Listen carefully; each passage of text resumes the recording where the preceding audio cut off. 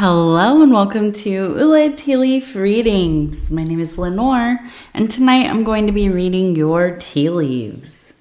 This is a horoscope for Pisces. If Pisces is your solar, lunar, ascendant / rising sign, then this is a message for you.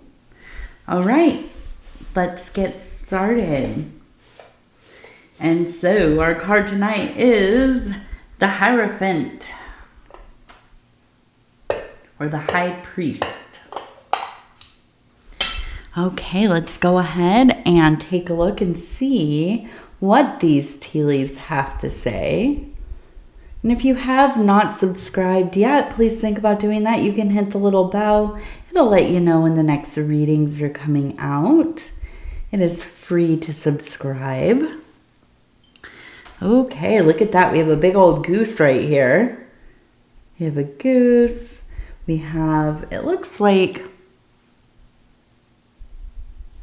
we have a person here. I'm trying to decide. It kind of looks like a cat. You can see its little whiskers.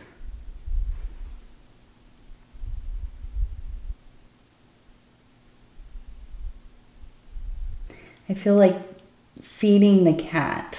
The little bowl there. Okay, so the goose, right? Immediately makes me think of abundance, right? Laying these golden eggs in your garden for you to find, for you to partake in. And it being probably like what? A domesticated goose, of course. And also probably some kind of companion. Okay, so I do feel like there is this relationship in your life. Is this a friend? Is this a romantic partner? A family member? Is this an animal? Do you actually have a goose, right? Or geese? It could be any one of the things, but I do feel like this is a relationship that is very central to your being. I mean, it is something that has been for a long time, and I feel it will go on forever and ever and ever, kind of in this soul contract mode, right? You shall be manifest together lifetime after lifetime. And I do feel, this is one of the great blessings of your life. It is one of the great blessings of your life.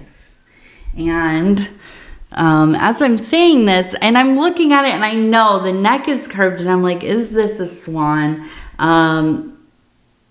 It just, to me, I'm getting this image of geese together. And we have another one. As I was talking, I see one in the water here. They kind of do look like swans, don't they?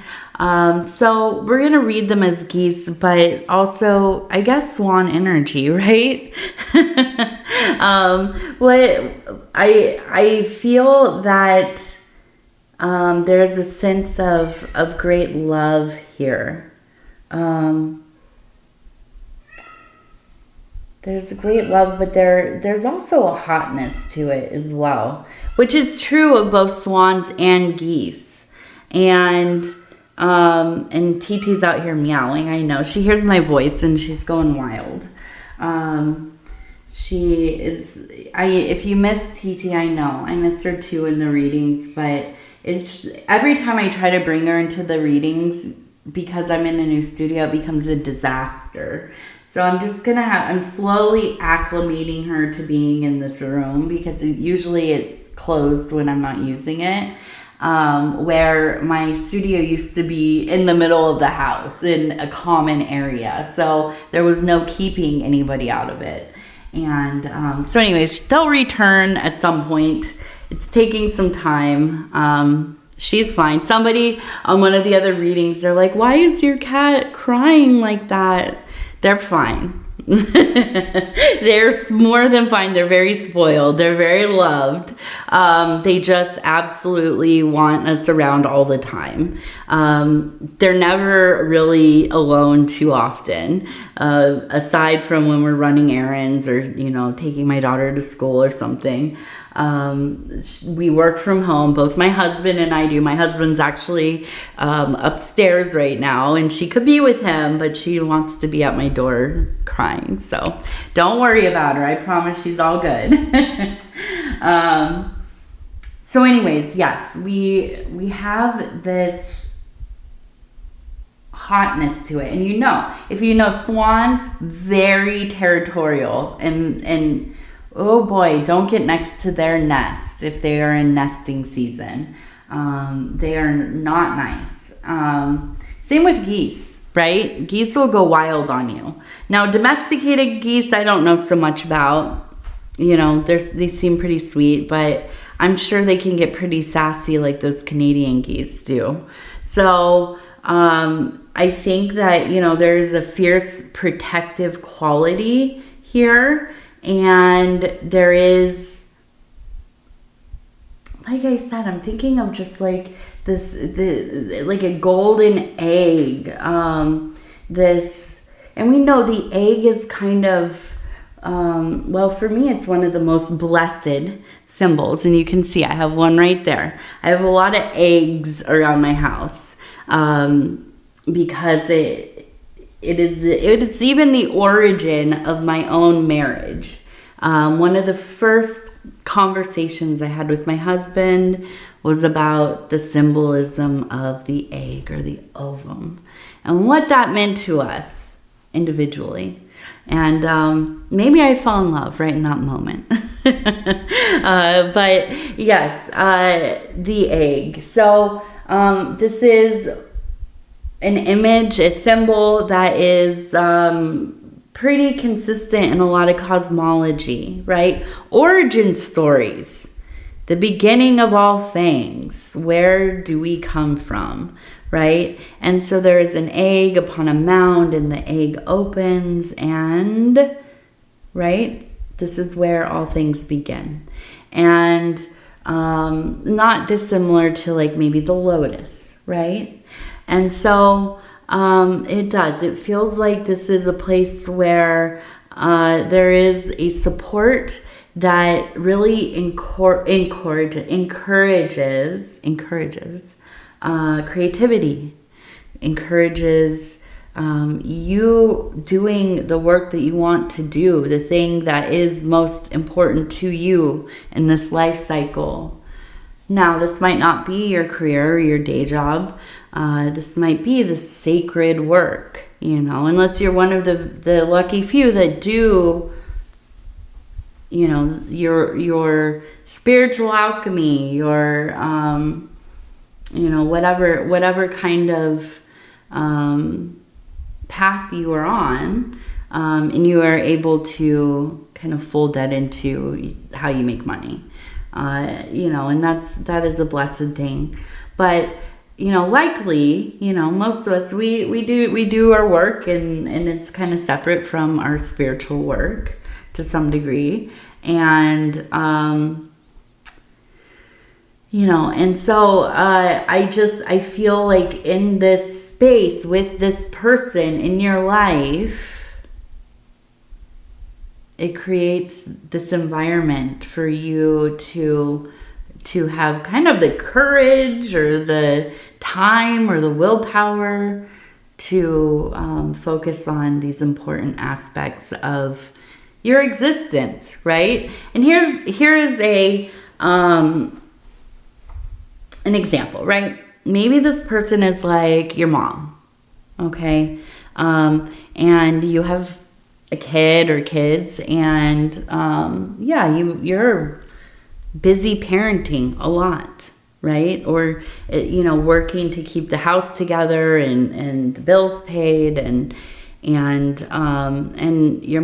mom or whoever, mom in this example, will come and help with childcare, right? Maybe do a little bit of light cleaning for you, you know, because she loves you. And this gives you just a little moment of space that you can worry a little less about, you know, running around, pulling your hair out and whatever, trying to get things done. And this gives you the energy or the time to be able to also do the work, to even think about it, right? I mean, half the time when we are raising kids, are you thinking about the spiritual work as much as as much as you'd like to? Maybe not. Maybe not.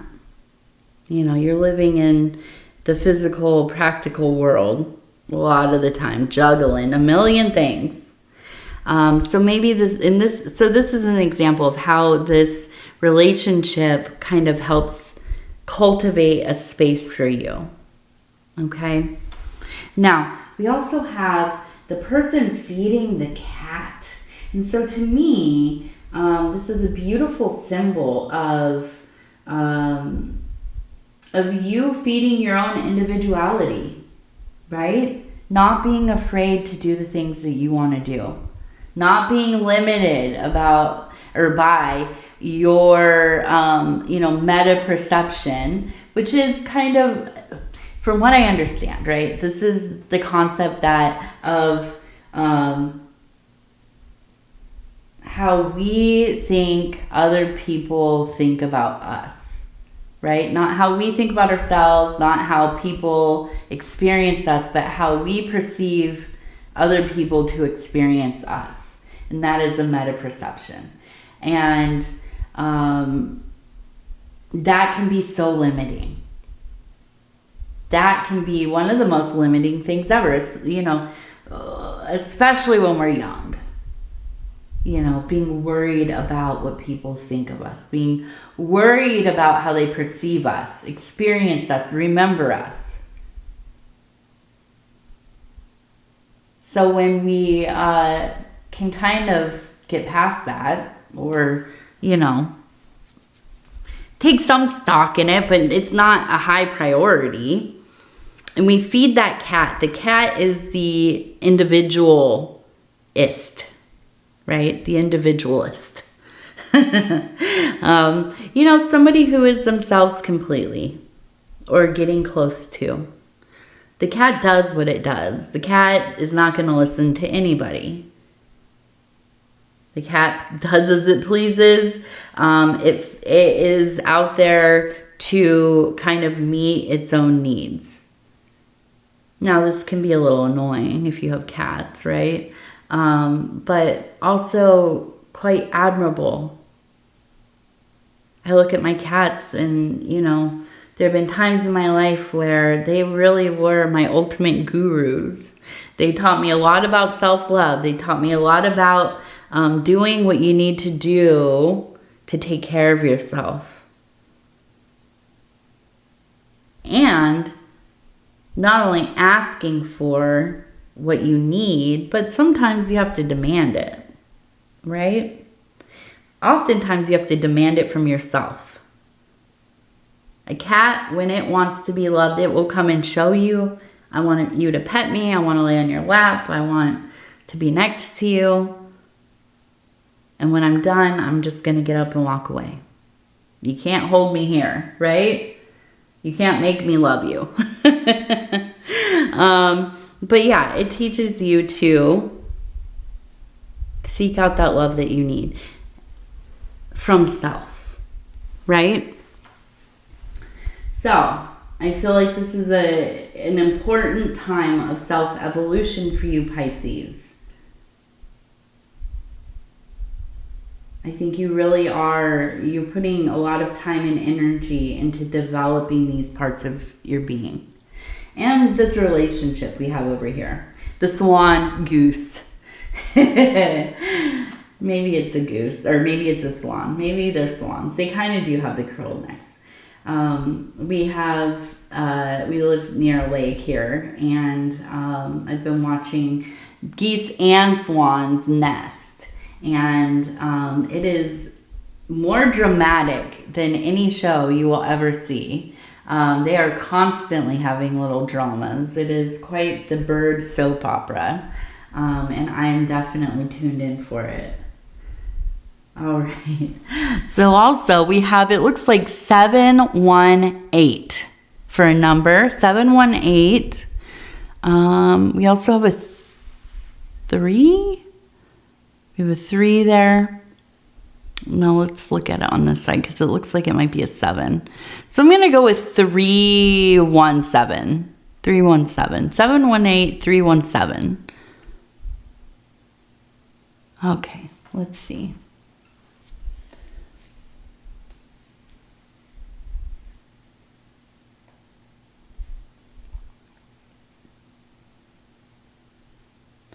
So we have a person here wearing a large dress.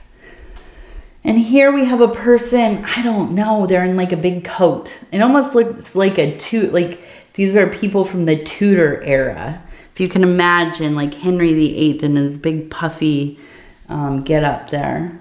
Now we also have holding some kind of raptor, like maybe a hawk, okay, for hunting probably. And then we have a person kind of handing it off to this person. So maybe an attendant of some kind. We also have a person up here who looks like they're feeding maybe a goat. Okay, I'm going to work on these 3 first. So to me, this almost seems like the Lover's card in this kind of, you know, I don't know. What is that even? The middle, it's not even the Middle Ages, I guess. What is that? The Renaissance when King Henry, the Tudor era? I don't know.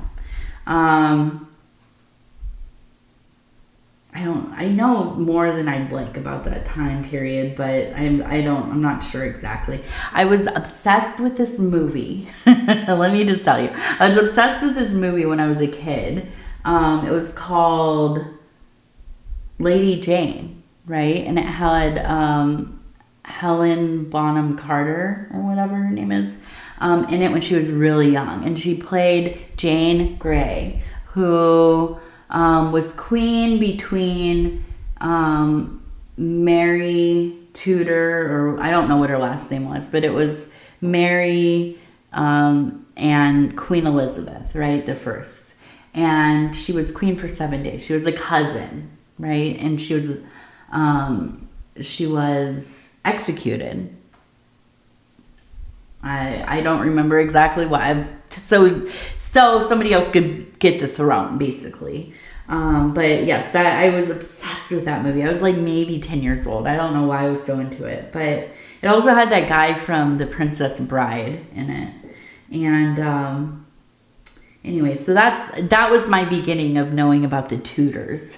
And so yes, I see this and I think about the lovers, the union.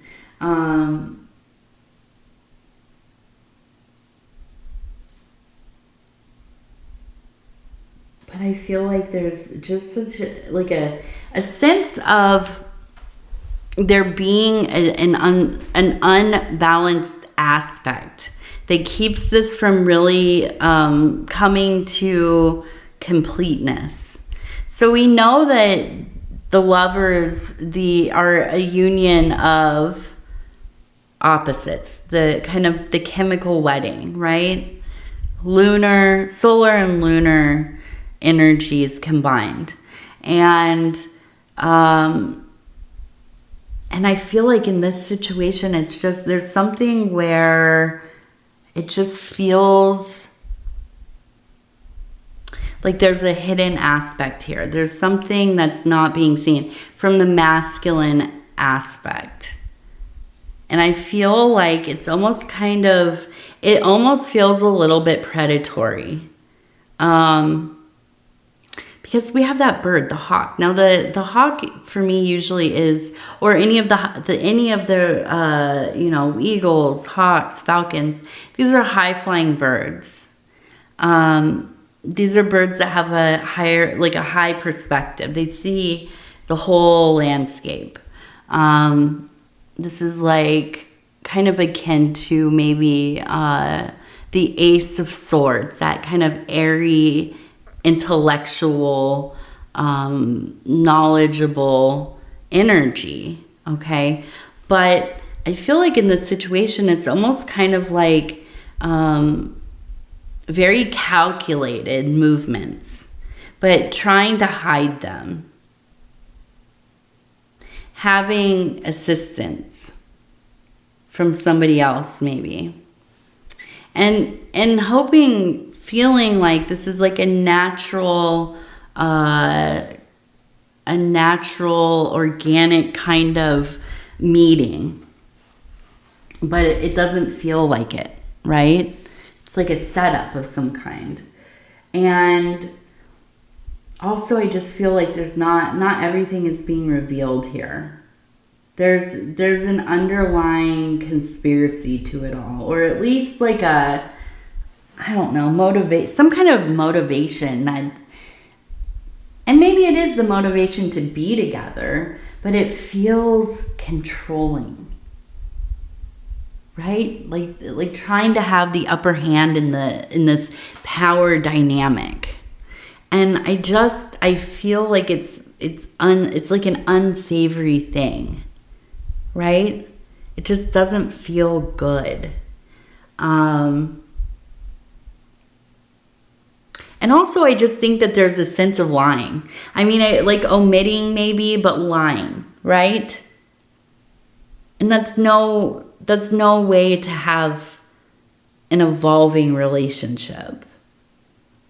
So I am wary of this person, whoever they are. It doesn't have to be romantic. It could be a friendship. It could be, like a family member trying to get back in your good graces. But I really feel like they are studying you. Like they're going and looking for things that you're like into so they can pretend that they are also into it. Have you ever dated somebody like this where they act like they're like really into the same stuff as you, and then like you really kind of, it's like cool and where you can do all these things together, and then you start to get to know them better and you spend more time together, maybe you're like pretty committed, and they just stop even pretending. They have no interest in your interests. And not only that, they begin to not want you to do them, right? Because they feel maybe insecure about how knowledgeable you are, or how much you enjoy this thing, or maybe there are social aspects to it and they don't feel comfortable with you, having your own thing. Yikes, right? So anyways, be wary. You start doing some investigation on this person. See what's going on here.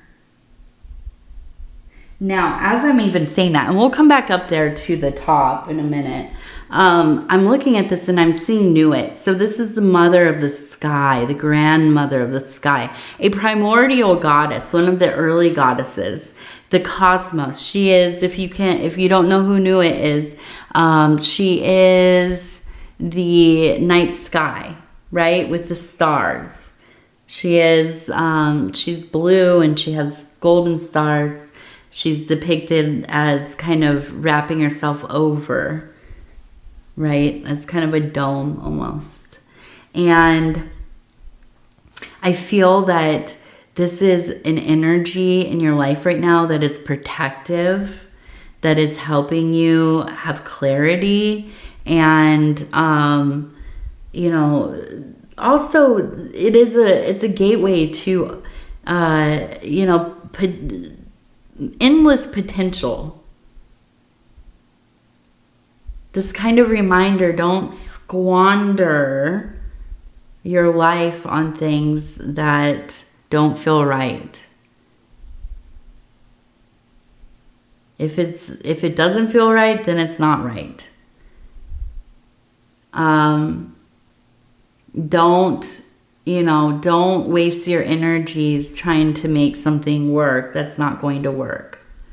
And so, I also see that we have two people kind of sitting here, and I feel like it is this sense of kind of a meditative state, right? And I think that this is a time where you're really kind of, you're looking at things in your life. You're looking at them with eyes that really see. You're not caught up in just the moment. And I think this is important, especially because of this energy. I mean, I just feel like this is a real bossy type of person. I mean, you know,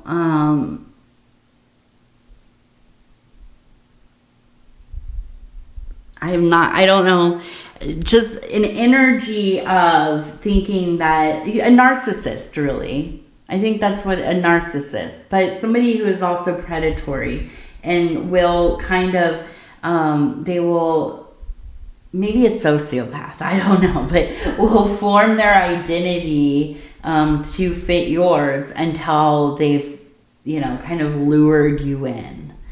And that's not something anybody wants. Now, we also have, what do we say? It's a person up here. Oh, and they're feeding the goat, right? So this, I think, is very in line with Capricorn, but also Saturn. Okay, so the Saturnine energy. And for me, you know, I think a lot of people are really kind of, they put like a real negative spin on like anything Saturn related, right? But for me, it is this kind of slow moving work. It is a process of purification, okay? Working out the base metals within alchemy. This is working out the base metals from the prima materia, the material, the soils of life, right?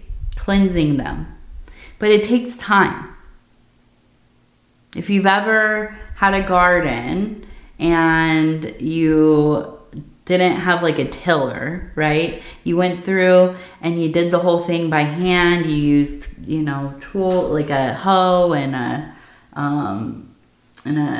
what is it, a rake, the three, what is that called? I don't know. The rake, the little rake, pitchfork. No, that's not the right thing. Something like that. Anyways, you go through and you get all the stuff out of it. It takes time. It's not an easy process. It is a lot of work. So I'm looking at this and I feel like the goat is Capricorn, right? Or it is related to that energy. Capricorn is related to Saturn. Okay, so this is how we get to there.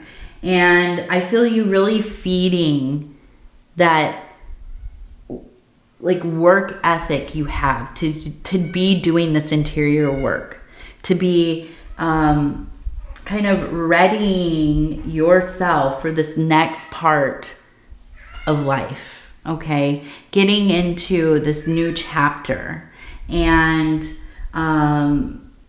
staying very focused on doing this very intensive task, right?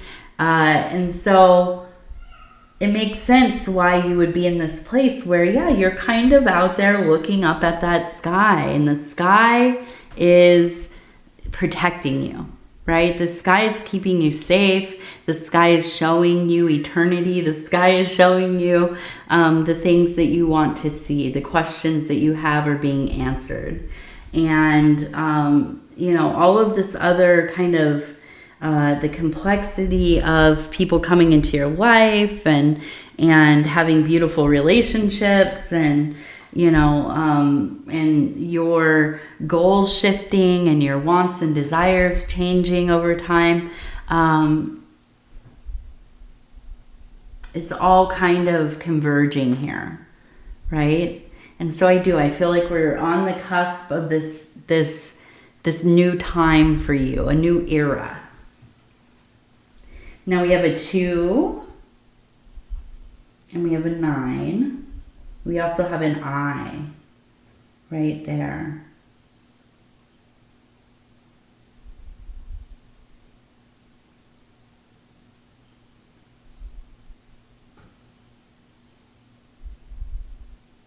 A 2, a 9, an eye.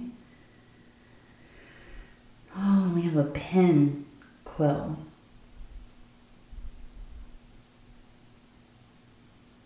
2, a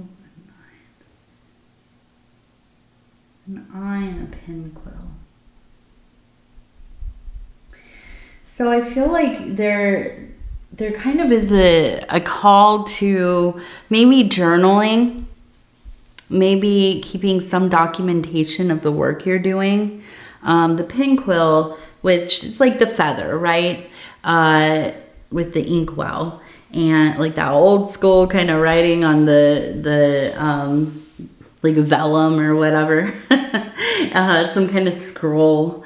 But I do think that there is a call to telling your story, maybe journaling, writing it out. Maybe you're blogging or, you know, making some kind of content, or you're a writer or whatever it is. But I do feel like it's important for you to document your insights. Okay, because we have the eye, and I just feel like there's such a sense of that kind of third eye being wide open, right? And really seeing things maybe quite differently than you have in a long time or ever.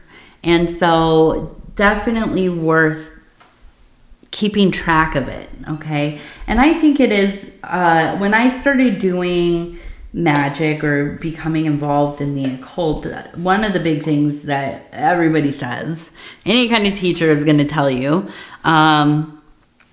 or practitioner, is that you need to keep a magical diary, right? I did not like this. I didn't want to keep, I thought it was such it jammed up my energy, right? To have to go and like write all this stuff down. Well, the thing is, over a period of time, you begin to forget about things that you've experienced, or, you know, ideas or revelations, or even things that you are told in your visions, and all this stuff can be really important later on. So if we write it down, we can go back at some point and kind of go through it and see where are the patterns. Right? What didn't really mean anything at this time, but now there's more context and it means a lot. Okay? So definitely a call to journaling, or, you know, keeping some kind of account. Now we have the Wild Offering Oracle. This is a 52 card deck on giving it all to God. And I'm just going to flip through here and stop where it feels right. And it says, being enough. The innermost heart says, you are enough. Nowhere to go, nothing to get, nothing to change, no need to grow more deserving. You, yes, you are love. You, yes, you are love. All right, Pisces. I'm going to go ahead and tell you I love you, because I do, and I thank you so much for spending this time with me. It is always such an honor to be able to bring these messages to you. And if you would be so kind as to like the video, it helps the channel so much. And if you have not subscribed yet, please think about doing that. You can hit the little bell. It'll let you know when the next readings are coming out. It is free to subscribe. And if you'd like to leave a comment, please do. I read them all. They mean the world to me. And so with that, I will say again, I love you. Take care of yourself. We'll talk in a few days. Good night, good night, good night.